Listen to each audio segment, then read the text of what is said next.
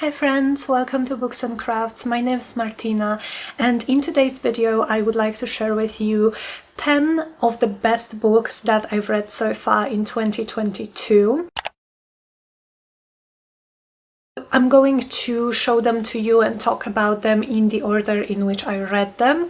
I think ranking them would be so hard. I am planning to do like the end of year type of video, best books of 2022, in which I will attempt to rank the books. But for now, I just decided let's go easy with it and just talk about them in an order that I read them. Without further ado, let's get to the books.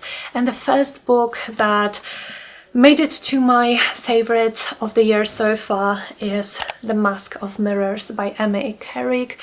I loved this book so much. I think I read it in February, and then immediately I proceeded to read the sequel to it, which is The Liar's Note, which I also gave 5 stars, and it also could be on this list. And so this is an adult fantasy book set in a Venetian-like setting with masquerade balls and a lot of politics.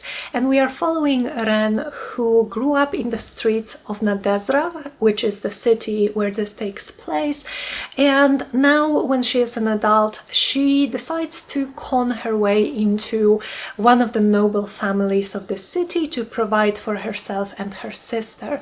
Now what Ren doesn't know is that this particular family that she chooses is on a verge of bankruptcy themselves, and so starts this tale in which we have, like I said, a lot of politics. We have very interesting magic systems. We have one magic system which is more sort of official one, used for official purposes, and it is kind of geometrical and scientific, very complicated. I certainly did not get all of it on this first read. We also have a tarot magic. It was so incredibly interesting to read about. We also have this realm of spirits type of thing.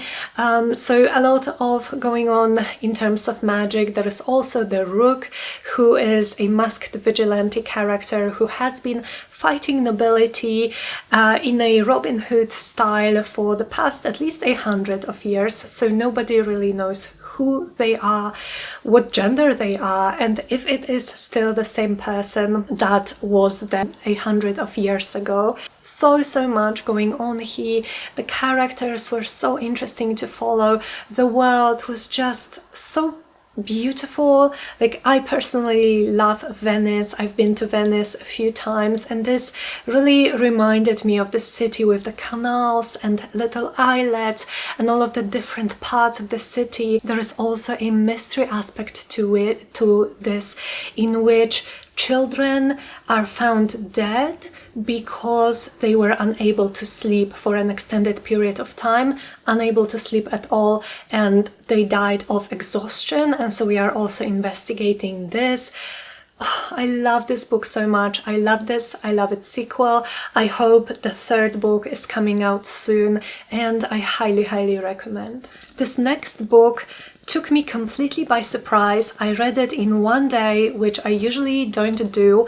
Granted, I had a day off work, so I was able to kind of read the whole day, but I stayed up till 3 a.m. to finish it, and that's Fireborn by Rosaria Munda. This is young adult fantasy. However, I would argue that it reads a little bit more adult, in a sense that the politics are quite complicated, the characters don't really act that young, and this story is inspired by Russian Revolution, so this is kind of a retelling of Russian Revolution, and we are following our two characters, Annie and Lee. So Annie, before the revolution, was part of the lowest social class, while Lee was part of the ruling social class.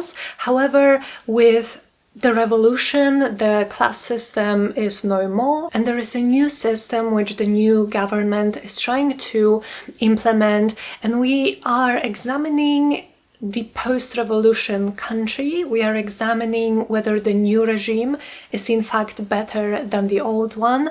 There is an incredibly complex relationship between our two characters, Annie and Lee, who used to be childhood friends. They grew up in the same orphanage, but there is always the difference between them in that Annie's family and Annie's people basically served people like Lee's family. So there is always that between them. There is a lot of heartbreak. There are dragons, of course. There are dragons. Our characters are dragon riders. And again, we are just trying to navigate this new political situation. I do like a good revolution story, but honestly, my favorite part is always, so what do we do now? So the revolution is done, we won. What do we do now with the country so that it does not fall apart? So I definitely would recommend it. And again, I gave both this and the sequel, which is Flamefall, 5 stars. Both of them could make this list, and I highly recommend, even for adult readers, even though this is young adult, it definitely reads more mature. This next book is by the author that I discovered this year and who immediately became one of my favorite authors of all time, and that is Royal Assassin by Robin Hobb. This is book 2 in her Farseer trilogy, which is her first trilogy in this extended realm of the Elderlings. And this book made me happy, it made me cry, it broke my heart, it gave me hope. It was so much emotion. I am absolutely amazed at how Robin Hobb can use language, and her prose is really beautiful, and how she can use just words to evoke such extreme emotions in me. I don't think I've ever loved characters as much as I love some of the characters in this series, and also I don't think I've ever hated characters as much as I hate some of the characters in the second trilogy in this realm of the Elderlings, which is Life Ship Traders. So this is book 2 to Assassin's Apprentice, and in this first one we are following Fitz, who is an illegitimate son of the Crown Prince of the Six Duchies, which is the world in which this is set in. And so when Fitz's father, the Crown Prince, hears about Fitz's existence, he abdicates, he moves away to the countryside, and Fitz is taken first by the stable master and then is taken to the keep by the royal family, but he is always separate from them. He's never treated as part of the royal family, given his illegitimate birth, and at some point he becomes training to be a new royal assassin.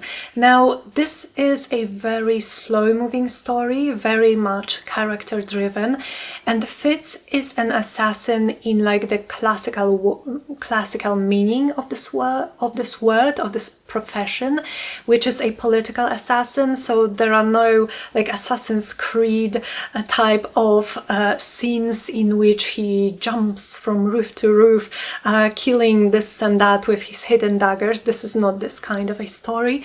He uses poison, he goes undercover to discover his opponents, or his king's opponents rather, some weak points. And then in this book, Fitz is a little bit older. I would say he is about 15, 16 in this book, and we definitely get to know more about him, about other characters, about the political situation. There are some mysterious wars going on. We get to know more about the 2 magic systems that are here, which were so fascinating.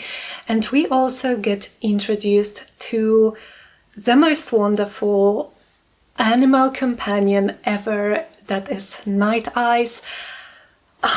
Night Eyes made this book for me, honestly. I love him so much. He is a wolf companion to Fitz, and I don't want to say more because I think discovering the way Night Eyes is written by Robin Hobb is part of the fun, honestly.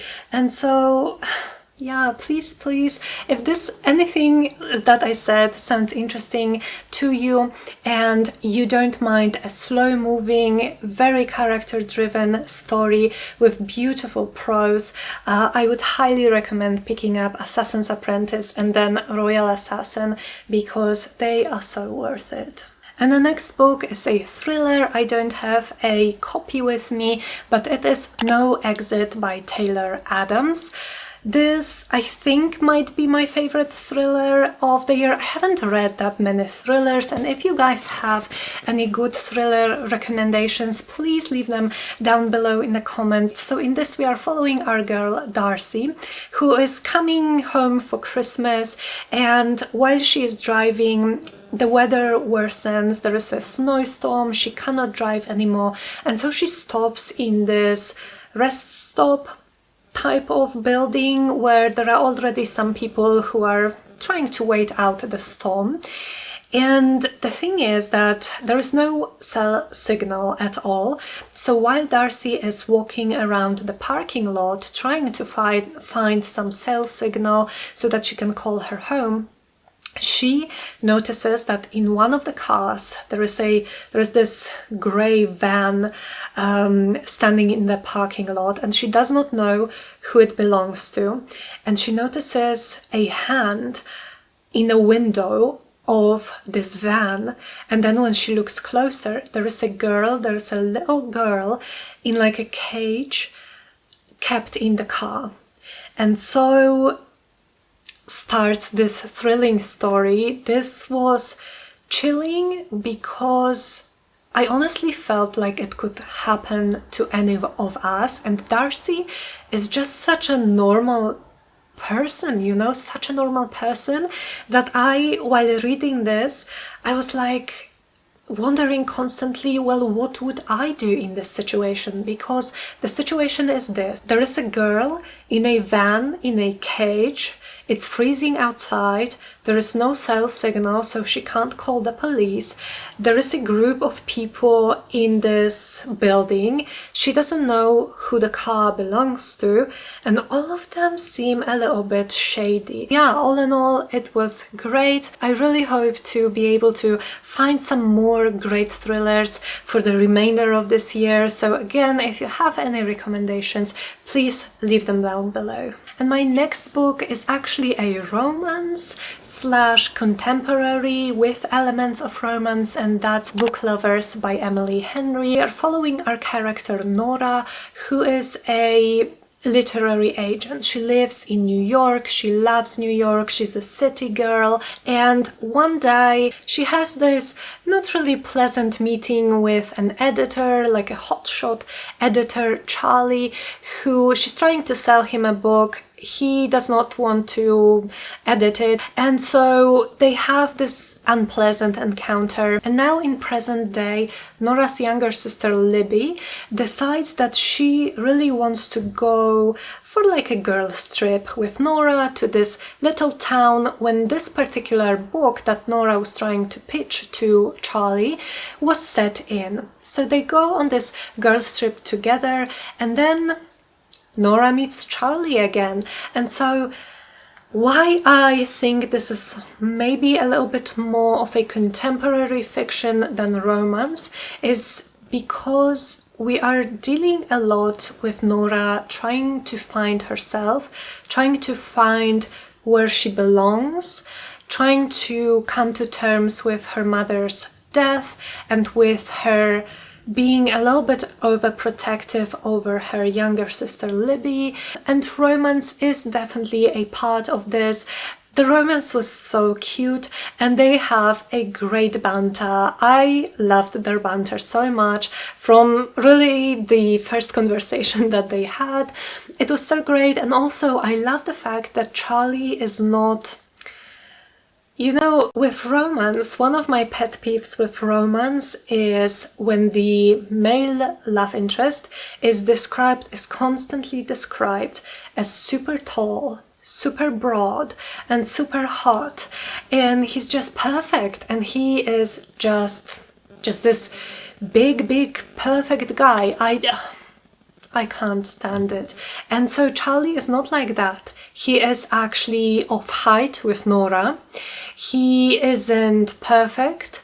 He is handsome, at least to her, but I think this makes him so realistic, because I think what happens when you fall in love with someone is that you find them the most attractive person, but that does not necessarily mean that they are objectively an Adonis kind of character, you know what I mean? So I loved the fact that the more Nora got close to Charlie, the more attractive and handsome she found him. And yeah, I really loved the relationship. I really loved the theme of dealing with grief, the exploration of the relationship between sisters. I really, really enjoyed it, and it deserves to be here on this list. And then the next book on this list is actually also a romance, and it is Boyfriend Material by Alexis Hall. This is such a sweet, cute read. So this is a male-male romance in which we are following our main character Luke, who is a son of a rock star, of like 70s or 80s rock star. His father is not present in his life and has never been. He left his mother and Luke when he was a small child, but still, being the son of a rock star has its toll on Luke. He's constantly under surveillance from the press. His every mistake gets kind of to the gossip column in the newspapers, and Luke is a little bit of a mess. He was just a little bit all over the place, and he's working in this charity, but the owner of the charity, or his boss basically, tells him one day that he needs to get a grip and he needs to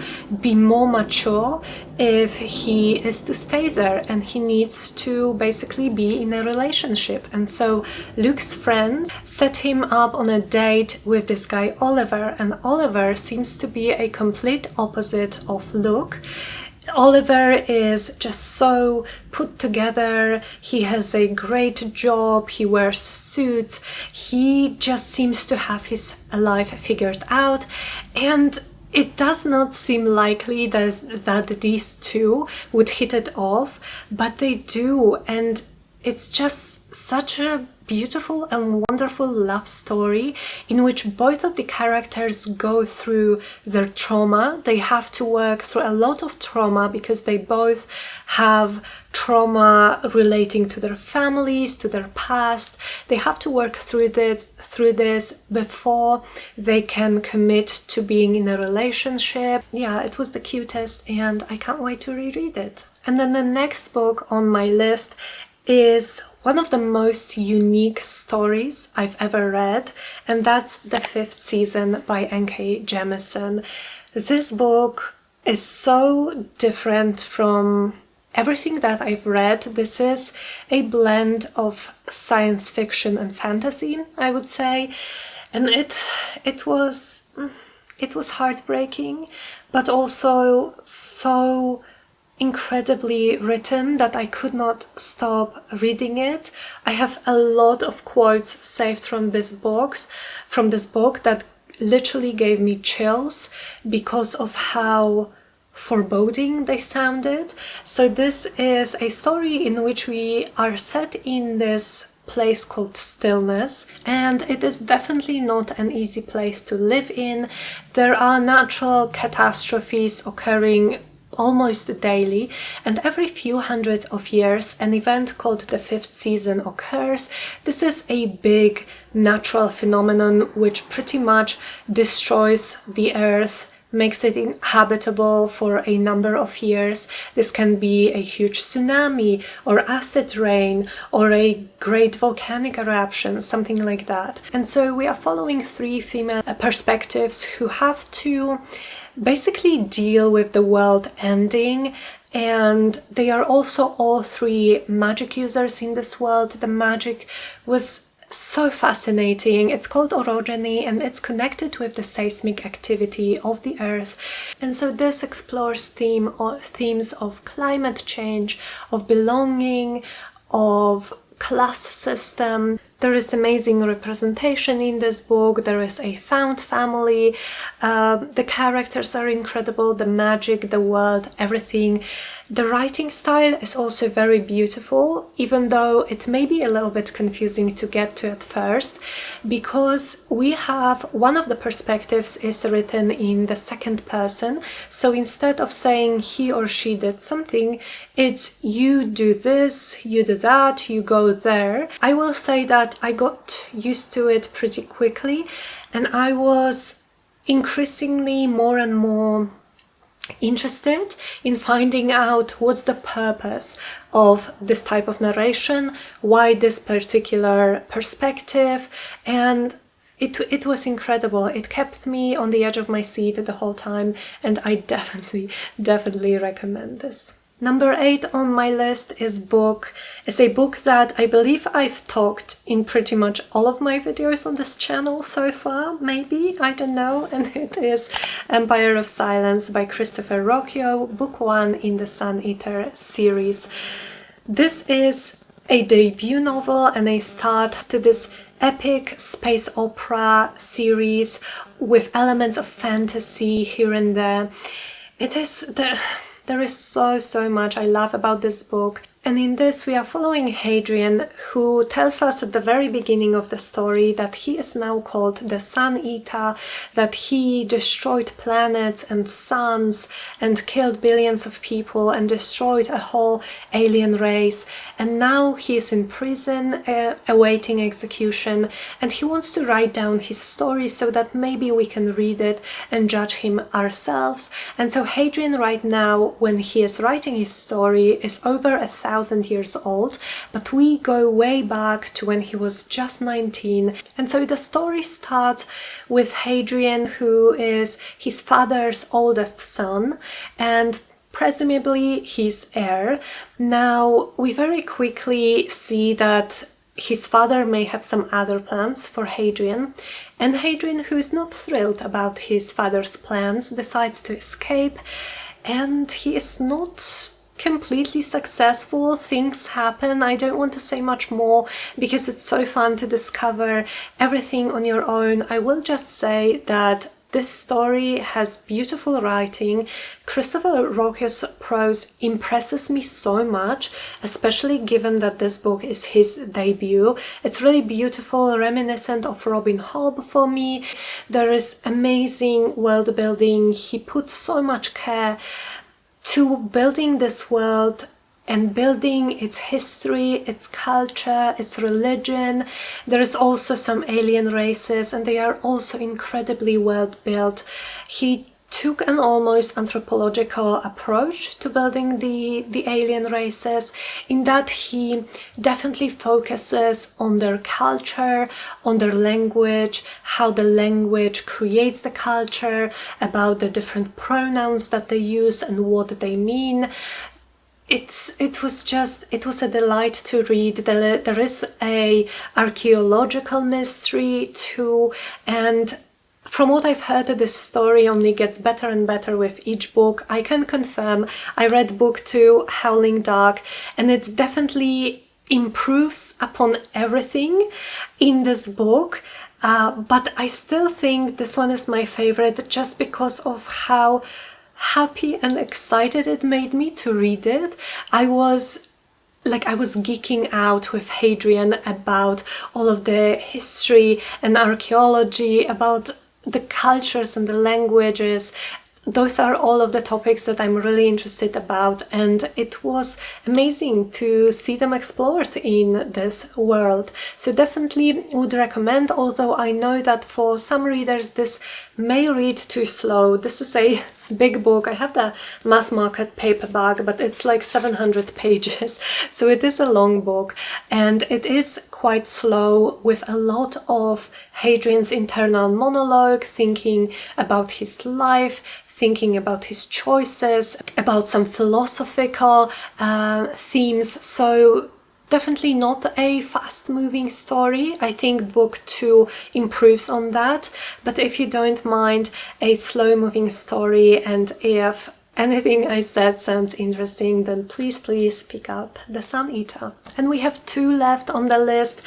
Last but one, we have Daughter of the Moon Goddess by Su Lin Tan. This was a really beautiful read, read like a fairy tale, Chinese inspired fairy tale, and it's so visual, a lot of beautiful imagery and scenery and materials and gemstones, and there is moon and stardust and they travel on clouds. It was just a really beautiful read. And so in this one we are following the Daughter of the Moon Goddess, of course, who is not supposed to exist. The Moon Goddess is not supposed to have a daughter. The Moon Goddess is actually a prisoner on the moon, imprisoned by the Celestial Emperor for stealing an elixir of immortality, and so she is raising up her daughter in hiding. And one day Xingyan, who is the daughter, her magic flares up, and the Celestial Empire is kind of interested what type of magic this is. They want to investigate, and so in fear of being found out, she flees, she escapes, leaving her mother behind. And she goes to the Celestial Empire itself. She studies along the son of the Celestial Emperor, Prince Li Wei. She studies magic, while all the way trying to discover a way to free her mother. And this is a really beautiful tale about finding who you are, finding your own inner strength, finding your power, about love. We have a beautiful romantic relationship here, and I really liked it. I've heard that one of the critiques that I've heard most often is that it kind of goes really fast, so years pass between some events, but that's because our character is immortal, and so for immortals I feel like the time would pass slightly differently than for us, and I didn't really pay that much attention to the time, more so to the characters, to their growth, and also to the events that were happening. And yeah, like I said, it gave me a fairy tale vibe all the way, and it was just a beautiful fairy tale, and I would highly recommend. And the last book that I just recently finished and then I absolutely fell in love with, and it is going to be in my top 10 of the year, I have no doubt about this, is Daughter of the Forest by Juliette Marillier. This was so beautiful. I am so happy I read this. I annotated so much of this book. I have so many tabs and quotes and thoughts, really. So this book is a retelling of the Brother Grimm's tale of the Six Swans, in which we are following our girl Sorcha, who is the 7th child and the only daughter to her parents.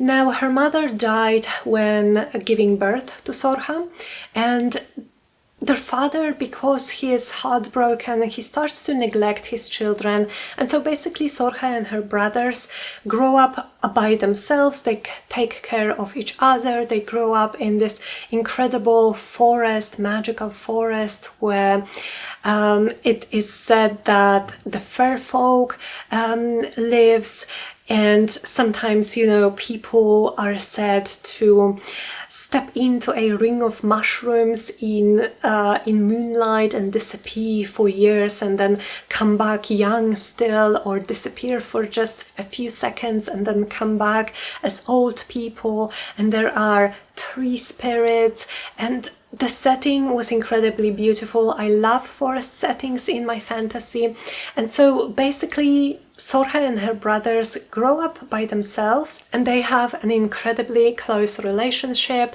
And so one day Sorcha's father decides that he wants to remarry, but the woman that he chooses is not a good person, it would seem. And so strange things start to happen when she moves into their home, and Ultimately, she bewitches Sorha's brothers, she turns them into swans, and then Sorha is told that she is the only one who can lift this curse by sewing or by making 6 shirts for each one of her brothers, using this really poisonous plant with thorns, and doing it all by herself. Nobody can help her, and also that until the curse is broken, she cannot utter even a single word, or otherwise her brothers will stay as swans forever. And so starts this story of Sorha, who is an incredibly resilient and brave character, and she's definitely one of my favorite characters now. I loved following her on her journey. I loved seeing how she communicated with people, given the fact that she was not able to speak. It's definitely not I wouldn't say it's a happy story, in a sense that there is a lot of darker themes, there is a lot of heartbreak, there is an on-page sexual assault, so I would say a trigger warning for that. But there is also joyful moments, beautiful moments, moments of hope, moments of love.